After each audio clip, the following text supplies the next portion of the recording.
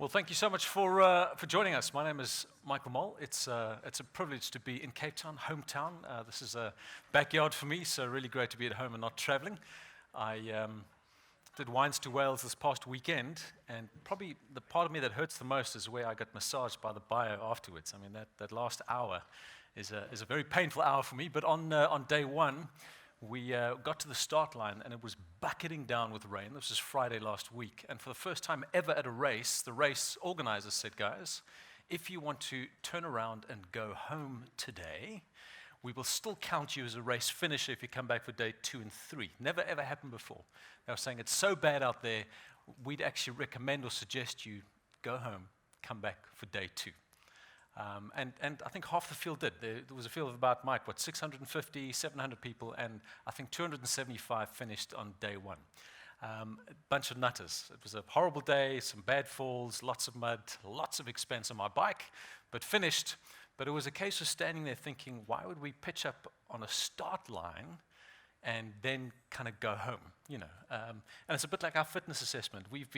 This start line happened about 18 months ago as we started this process of changing a fitness assessment, and a couple of times we thought about just maybe we should call it in and go home, you know, and forget it and just leave it as it is. But I'm glad we didn't. Really stoked with what we are going to present to you this morning, this afternoon.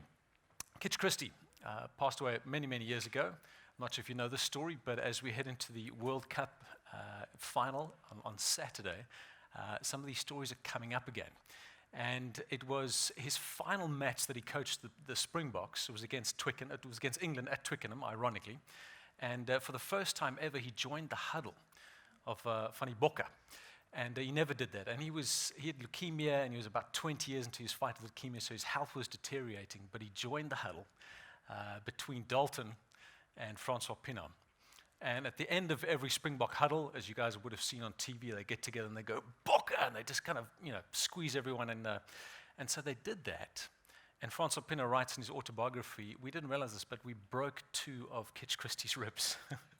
And he just walked away, didn't say a word, and that was kind of the final huddle and the final game that he ever coached. And he speaks of the respect that he has for the man. But one of the most famous sayings that Kitch Christie had was, none of us is stronger than all of us, which is great.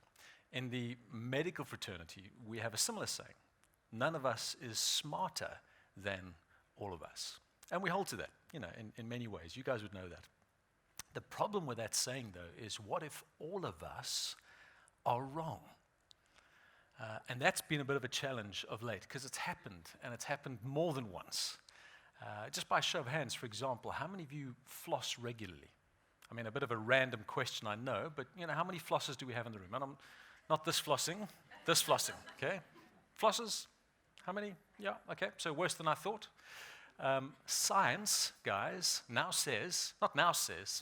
suppose studies have now shown that flossing has 0 impact on preventing gum disease and cavities. Okay, so, that little statement right there, for those of you who don't floss, guilt alleviated. You can just I don't floss, I hate it, and I don't feel guilty anymore. Those of you that do floss, just be warned. If you floss every day for a minute and you hit 70, you would have wasted about 45 days of your life. So just stop, man. You don't have to keep flossing anymore. And again, science now tells us this. We didn't know that, but science has moved on. We now know more today than we knew yesterday. We don't know as much as we'll know tomorrow, but what we do know, flossing, cholesterol, the other thing. Very well-meaning doctors used to say to us, watch your egg intake because of the high cholesterol. You might have heard that. All right. Now we've realized that your dietary cholesterol actually has very little impact on your serum cholesterol. So you can actually have as many eggs as you like, and should, because what you take in terms of cholesterol is not impacting serum cholesterol. So much so that for 4 decades, the American Heart Association had guidelines that said we've got to limit dietary cholesterol intake. In 2016, they changed that to say, no, you can have as much dietary cholesterol as you like, because for the majority of us, it has no impact. We now know today more than we knew yesterday, but not as much as we'll know tomorrow. And the big thing I'm trying to land here is the whole idea of we need to be willing to learn, unlearn, and relearn, especially as healthcare practitioners. Let me go way back to a story, and then I'm going to hand you over to our real speakers for the morning. It was It was a story of a man who could have saved the lives of thousands and thousands of women and prevented them from suffering an agonizing death. I say could have because he didn't, although he really wanted to. Our would-be hero was a Hungarian doctor called Ignaz Semmelweis. It was around 1850 that he turned up on the scene. It was the golden age of the scientist-physician. It was around about that time when medicine was moving away from bad air and evil spirits to autopsies and anatomy and data to try and figure out what was causing disease. And it was into that kind of environment that our young Hungarian Dr. Semmelweis walked into at the maternity clinic at the Viennese General Hospital, where he was in charge of 2 particular wards. And he arrived and wanted to figure out why there was such a high rate of puerperal fever or childbed fever in both of those wards. And so being the scientist and the physician that he was, he set about crunching data. And it turns out that there were 2 wards. One ward was managed by doctors and medical students, and the other maternity ward was managed by midwives. The rate of childbed fever deaths was 5 times what it was in the midwives ward versus the medical doctors ward. In other words, doctors had a 5 times higher death rate of their patients than midwives. So he set about starting to crunch data.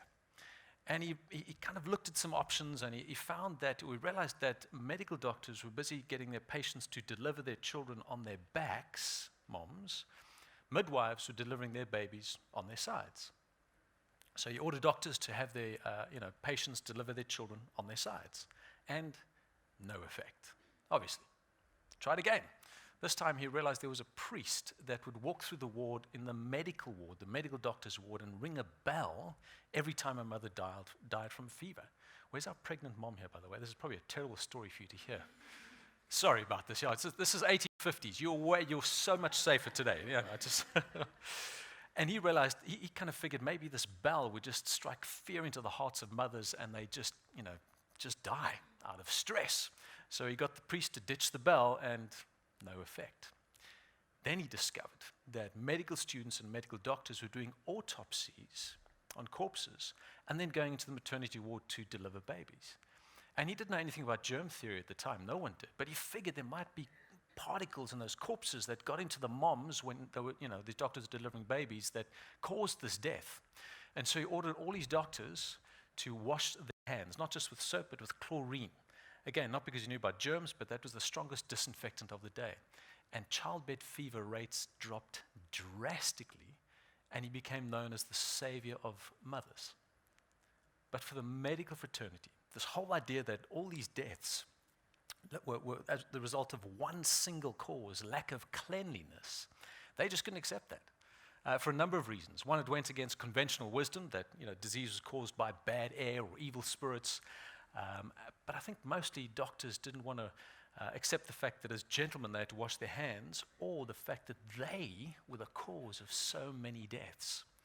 And so for 15 years, Ignaz Semmelweis lobbied for his ideas and his thoughts. He couldn't back them up. He couldn't explain it.